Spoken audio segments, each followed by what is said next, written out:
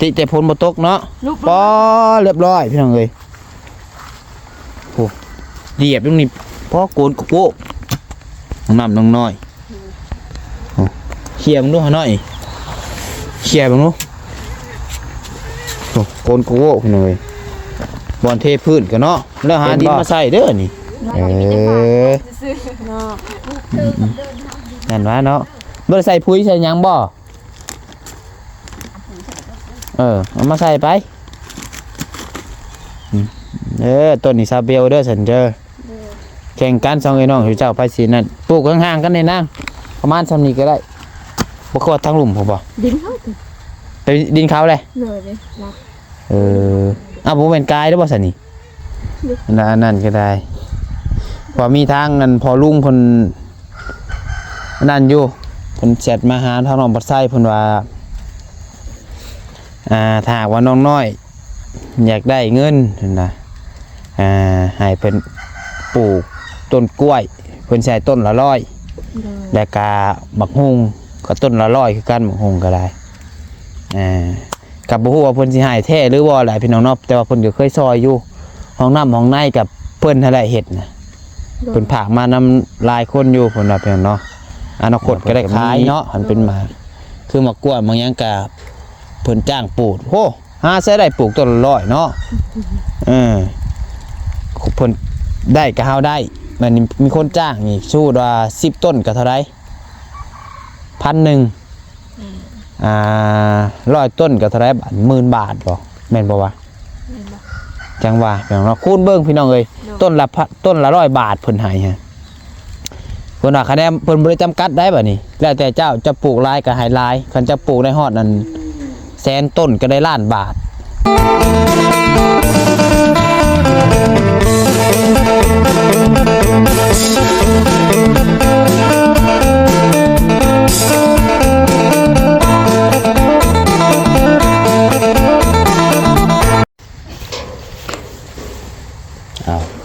บ่าพี่น้องบ้านนี้เนาะหลังจากที่ว่าฝนตกไปพี่น้องเอ้ยเนาะโดนเติบพี่น้องเอ้ย2 ชั่วโมงพุ่นแหละเนาะฝนตกแห้งพี่น้องตกแต่2 โมงจนฮอด4 โมงครึ่งพี่น้องเนาะฝนตกโพดโพฝนพี่น้องเอ้ยโอ้โธ่ฝนดีแต่หัวปีเนาะผู้พระหากระแจ้งออกน้องปัดไส้ก็นอนอันอยู่ทึ่งเทียงน้อยผู้ใดพี่น้องเอ้ยเจ็บเบิดก้านคอนี่พี่น้องเนาะเจ็บทั้งก้านคอเจ็บทั้งหัวนอนสาดเลยพี่น้องเอ้ยแล้วก็นอนน้องหน่อยก็นอนซาเบลก็รับพี่น้องเอ้ยไม่ใช่ก็รับไปถ่ายให้FCเบิ่งอยู่จำมันนั่นมันยังมันบอกอันนั้นนะพี่น้องเนาะคือหากระลูกหากับช่วยหน้าเนาะโดยไปช่วยหน้าช่วยในเดี๋ยวสิพาปลูกอันนี้ก่อนได้นึงปลูกกันต้นมะม่วงก่อนเพียงเนาะเอาสบายดีเด้อโอ้ยเกิดว่าสิบ่ได้มื้อเนาะจน5 โมงพี่น้องเอ้ยเนาะทุเบิ่งนี่จักแห้งบ่แห้งผลนี่จักทางนี่ทางนึงทางนี่ก็เต็มบ่เต็มครึ่งเกือบเต็มเนาะปลูกนี่ก็เต็มน้ำจนเรา2-3กับปุ้ยจับแห้งบ่แห้งพี่น้องเลยพวกน้ำจนอ่างไหหน้าน่ะโอ้ไหหน้าก็จนมีดอกกระเจียวบานนานแล้วห้องบ่เป็นเลยดอกกระเจียวออกว่าบานนี่เฮ็ดออกแล้วเฮ็ดทั้งเฮ็ดสิได้ไปหาเฮ็ดแล้วบัดนี้เอาพี่น้องเลยทักทายสบายดีได้พี่น้องเด้อสบายดีผมเป็นพี่น้อง FC เบิดสุขุสุคนนะพี่น้องพอๆกันกับน้องปัดไส้อีกรอบนึงพี่น้องเลยที่แรกว่าสิเมื่อไหวมือนี้มืดคือเก่าว่าสิขึ้นไปหาน้องสายฟ้าบ่ได้ไปแล้วพี่น้องเลยฝนตกเบิดมื้อพี่น้องเลย3 ชั่วโมงเนาะตั้งแต่2 โมงจนฮอด4 โมงครึ่ง5 โมงห้างก็หยุดพี่น้องเลยโอ้ตงึดดิเกิดว่าสิตกลิ้นบดมือแล้ววะก็โบแมนว่าลิ้นได้แห้งเนาะแห้งเติบตัวแห้งจะได้น้ำปุยหนึ่งน้ำก็เต็มซองปุยพูดแหละพี่น้องเอ้ยว่าเพื่อนห้ากระโตงวางช่วงมันตกแห้งๆครับไป ไปปลูกลูกน้อยปลูกเป็นอยู่บ่ท่านบอกเป็นยังครับว่าแม่ครับปลูกกันฝนตกแล้วครับปลูก มันจะเป็นยังไง ให้งามบ่ให้ติดไว้บ่ มันกระติดไว้แล้วมันชุ่มไปเลย ว่าถามเฮาบ่เคยปลูกเฮาบ่ฮู้ปานใดเรื่องปลูกเรื่องพังเลยว่าถามเบิ่ง ปลูกลงลูกลง ไปลองปลูกเบิ่งหน่อย แล้วจะเป็นหมา 2ต้นอย่างว่าปลูกก่อนงัวบ่สักหมูบ่กินบ่เนาะเบิ่งเด้อแม่เด้อปลูกแล้วเผาเด้อบ่แล้วเฮ็ดหัวเด้อพากันเฮ็ดโลดกับพ่อกับแม่คะแนนว่าเพิ่นอันมาเพิ่นวางจ้ะคันว่าเฮามันคันว่ายังบ่ทันเฮ็ดกัน เดี๋ยวมันลุกลงก็ได้ฮะ เฮาก็สิมาเฮ็ดซอยอยู่ ฮะ ติแต่ฝนบ่ตกเนาะ ลุก ปอเรียบร้อยพี่น้องเอ้ยโหเหยียบตรงนี้พอโกนกโก้น้ำน้อยโอ้เขี่ยมึงดูหน่อยเขี่ยมึงดูโอ้โกนกโก้พี่น้องเอ้ยบอนเทพื้นกันเนาะแล้วหาดินมาใส่เด้อนี่ลุบลงเนาะ ยังมันเต็มเลย น้ำเสาะนี่ก็ขนาดพ้นทกตัวเดียวนี่พี่น้องเนาะโอ้ แล้วก็โวก อ๋อตัว เห็นแต่รู้ว่าเปียกนี้ได้ดิมัน เหนียวโอ้แล้วหาดินอยู่มาใส่เด้อ เลย งูอยู่ประจักเนาะ ก็พอใส่ได้อยู่ ใช้ปลูกใช้นี่ มีปลูกเช่น ปลูกแชนเลยบ่ปลูกตัวแล้ว ปลูกเลย กายโพดประจักบ่ บอกไก่เผื่อมันใหญ่ขึ้นได้เผื่อห้องน้ เนาะปลูกหันก็ได้โอเครถปลูกรถ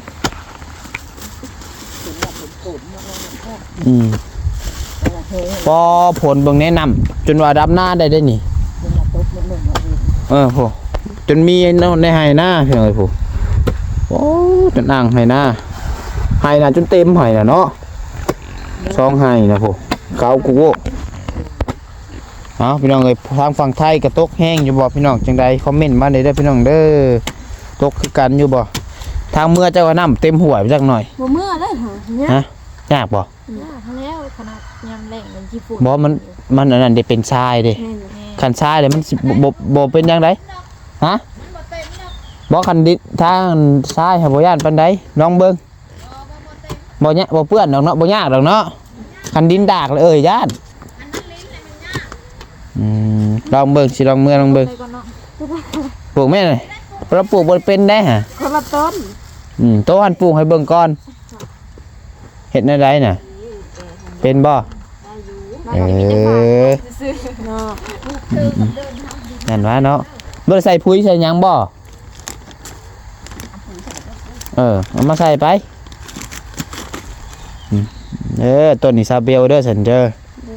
แข่งกัน2ไอ้น้องเจ้าไปสินั่นปลูกห่างๆกันได้นางประมาณซำนี้ก็ได้บ่ควรทั้งหลุมผมบ่ ดินเขา ไปดินเขาเลย เลยรัก บ่แม่นกายเด้อบ่ซั่นนี่ดินเจ้าหามาพี่บ่ฮอดใส่ ได้รักเลย ฮอดใส่ยาวลงพี่พี่สิมาพี่อย่าเผื่อมันใหญ่เด้เฮาต้องปลูกเผื่อเฮาผูกเปสมมุติว่ามันใหญ่เฮาต้องหันผูกเปนอนได้แต่ก็คือสิบ่มีไผมานอนดอกแต่คือสิบ่มีไผมานอนดอกเนาะว่าผู้ใหญ่เพิ่นอยากให้ปลูกอยู่นี้พี่น้องเพิ่นว่ามันจะงาม โบดิ่ง พังเพิ่นนั่นแหละพี่น้องเอ้ย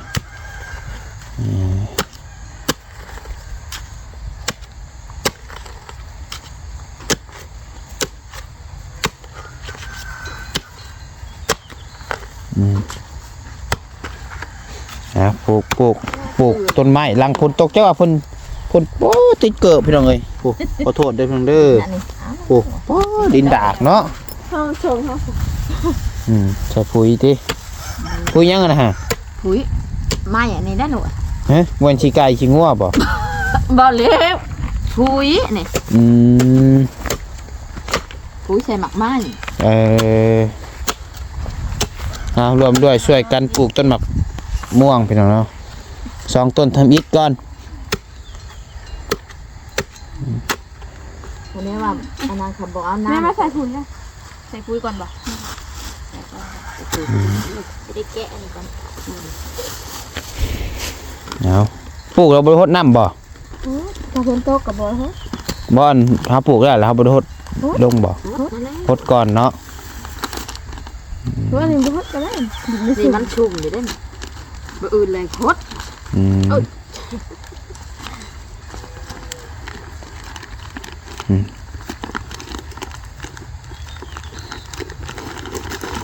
อืม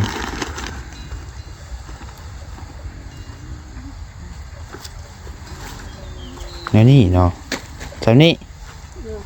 เออ แล้วก็เอาพุ่นใส่ มีแต่เห็ดหัวเหมาะมาเห็ดหัวอ้อมไว้ก็ได้ไปแล้วเนาะก็บ่อ้อมบ่ยันว่างัวยันยังกินเล็ดต้นง่วงต้นนี้เด้ต้นนี้ก็มีนะต้นนี้บ่เห็นเห็ดจ้ะยังใหญ่ แม่ได้เฮ็ดเป็น เอามันใหญ่ได้แบ มันใหญ่แต่มันวิดเด้วิดงู เอ ตาย อ ยังน้อยอยู่เด้ และคันว่านั่นก็พากันเห็ดก็ได้คันว่าว่างๆก็เอาไม้มาเห็ด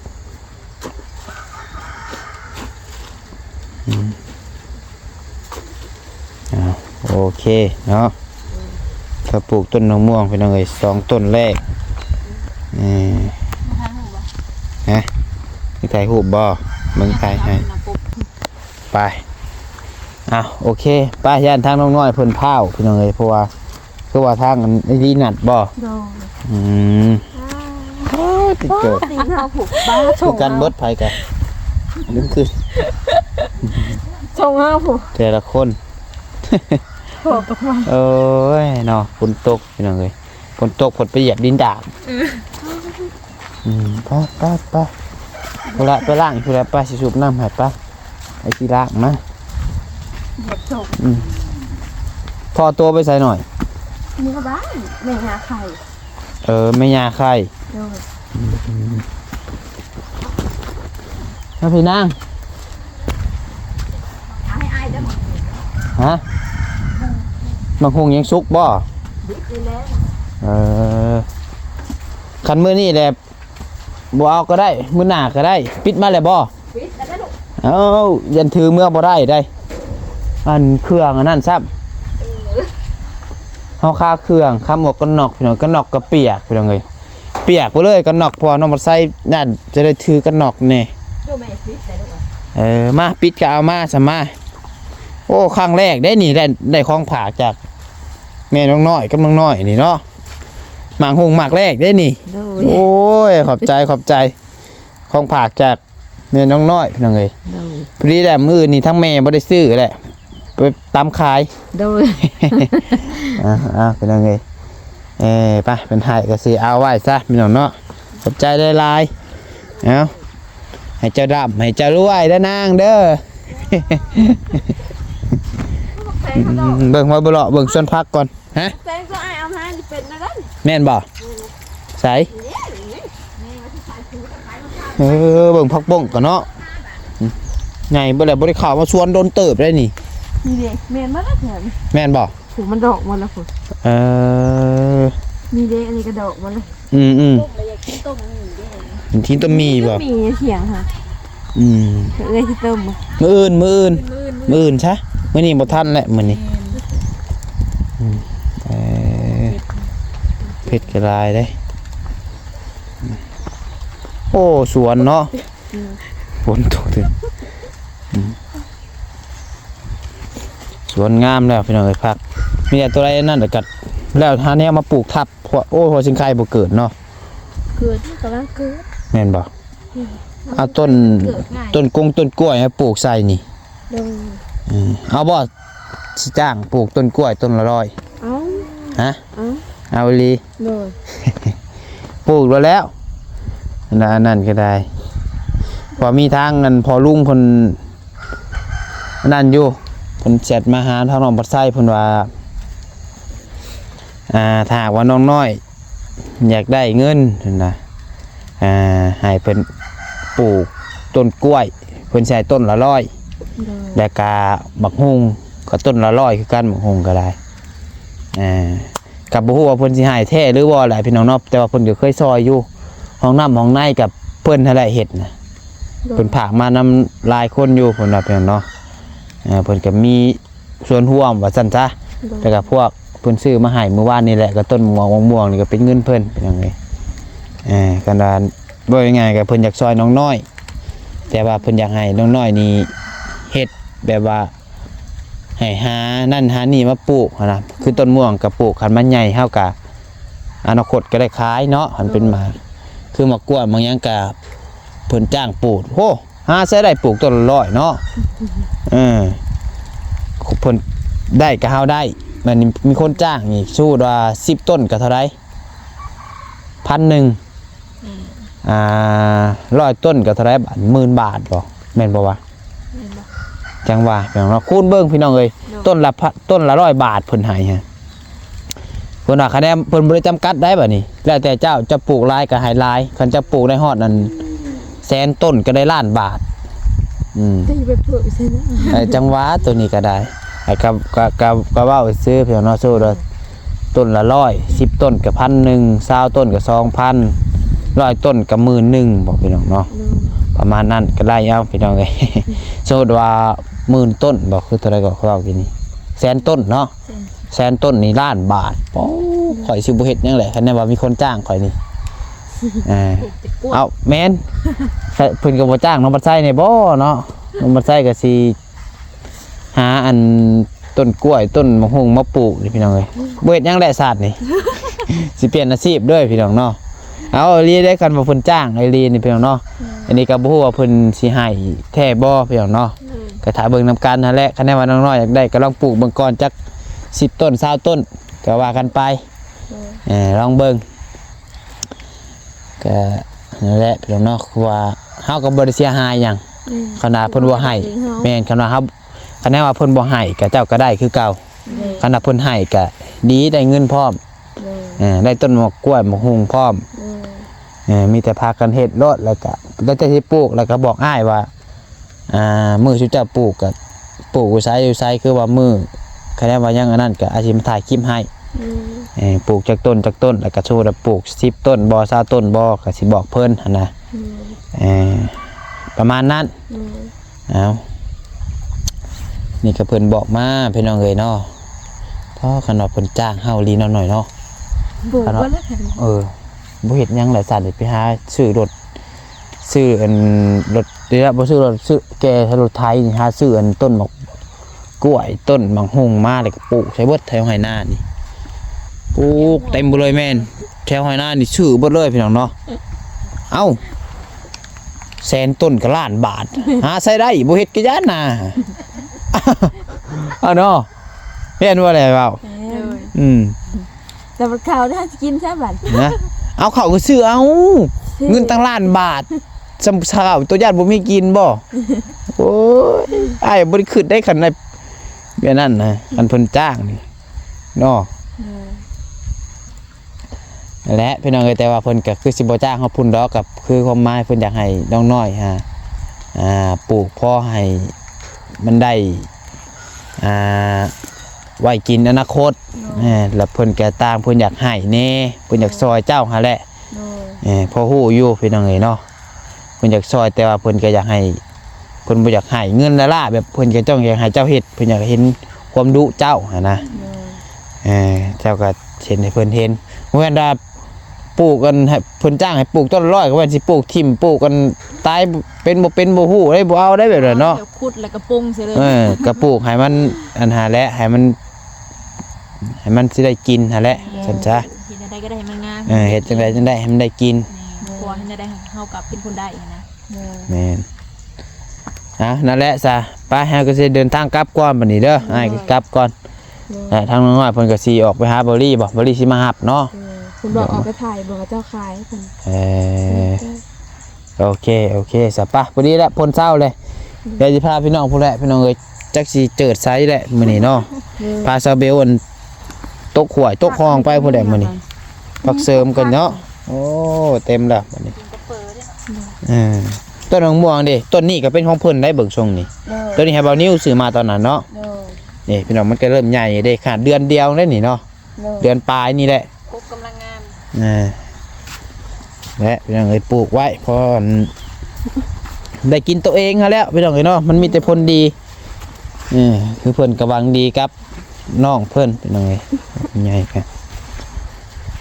ไปเดินทางแล้วบัดนี้พี่น้องเอ้ยโอ้ยเจ็บหัวเจ็บ ปวดมุบอยู่โอ้อากาศเปลี่ยนเนาะมือนี่จักสิเป็นแนวใดมือนี่ขี้ง้ออยู่ย่านนั้น เตรียมไว้เสือกันฝนไว้ บ่มือนี่ย่านฮ้อนบ่กินบ่เตรียมก็ได้เสียกันผลนี่มือย่านฮ้อนมือน่ะเอ้าจับดู เช้ามาสิแดดออกหรือสิขึ้น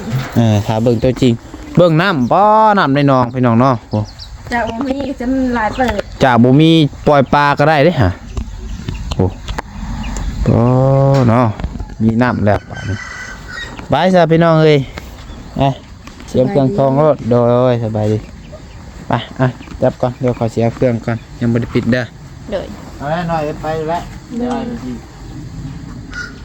ครับแล้ว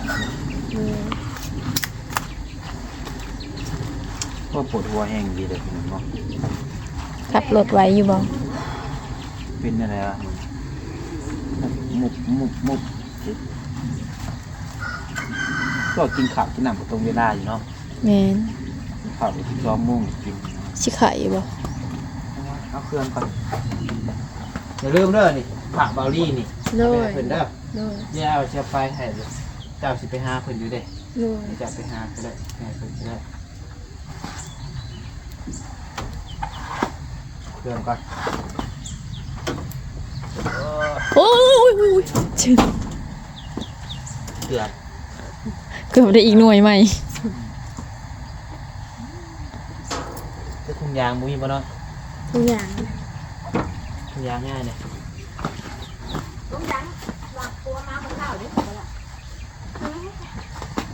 ไม่เอาโถนี่อย่าบ่นหยิบเลย ใช่ หยิบเลยมีโถได้เปลี่ยน ใส่เกลือโอ้ยเกลือง่ายผ่านง่ายแต่เป็นน้องเล็กส่งเกลือมาก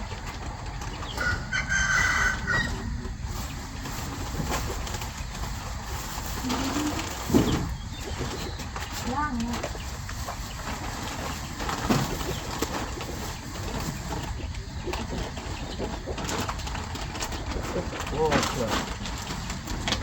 มีเครื่องร้ายเนี่ยปึ๊บปึ๊บ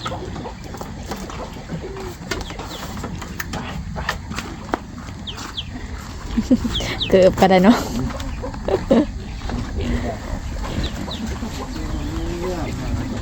หมวกกันน็อกได้เฮาป้าอันนี้บ่เรือมือ กระหนอกเอาเมื่อไรมาหอยบด หอยซะหมวก เอาไว้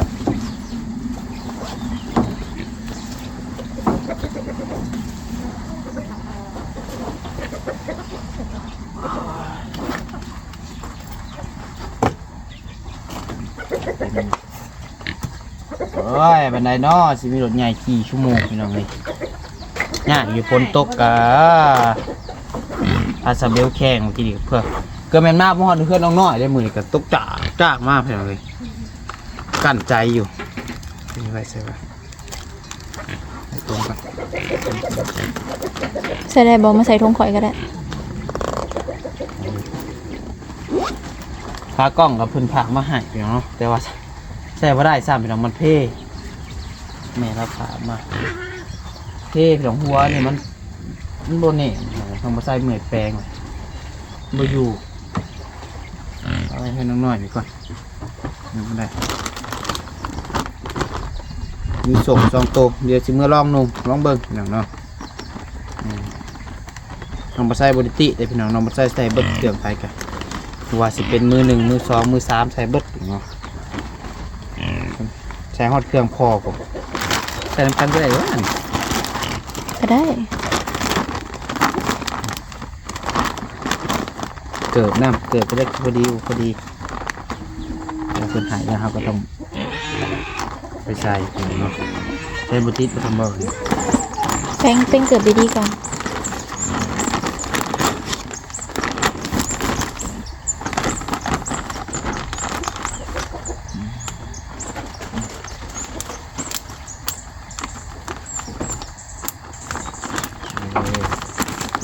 ซ่อนอีกทงบ่ซะซุปใส่อีกทงบ่ น้ำก่อน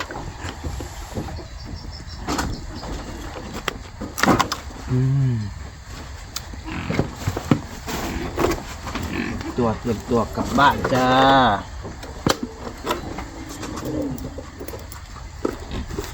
โอ้ย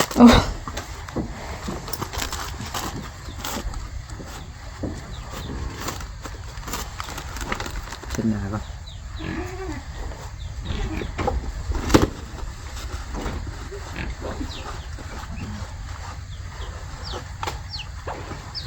ตัวหอดก็คำอีกแล้วมือนี่เนาะ แม่น ทำคือเก่าเป็นยังไงก็สิเมื่อตะเว้น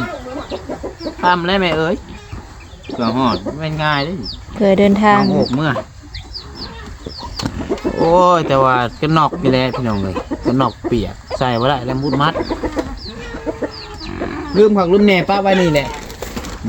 ป้าไว้สาดนี่แหละคนตกจากมากคือประกาศบ่อนเนาะ ซ่อนซะอีกบ่ได้ทงอ่ะนะเฮ้ยทางหลังจะซ่อนซะอีก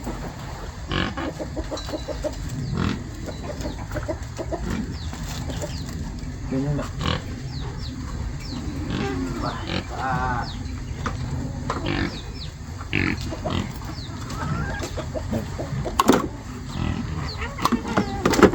นุ่งตังนุ่งตุงนางแม่ผมก็เปียกแห้งเลยมือจักสิแห้งหรือบ่จับมาเลยสเบลด้วยอ่ะนี่เส้นนี้ไปซะพี่น้องเนาะขอดูตัวเดินทางก่อนวันนี้ได้อยู่ดีมีแห้งบุษกูสุขคนเนาะเดี๋ยวจังว่ากันสำหรับคลิปนี้ดำลาแล้วมีการประกันได้กับขอโทษขออภัยไม่เป็นไรขอบคุณนะพี่น้องเด้อที่เข้ามาชมและเป็นกำลังใจน้องปัจจัยไปเดี๋ยวจังว่ากันพี่น้องสบายดี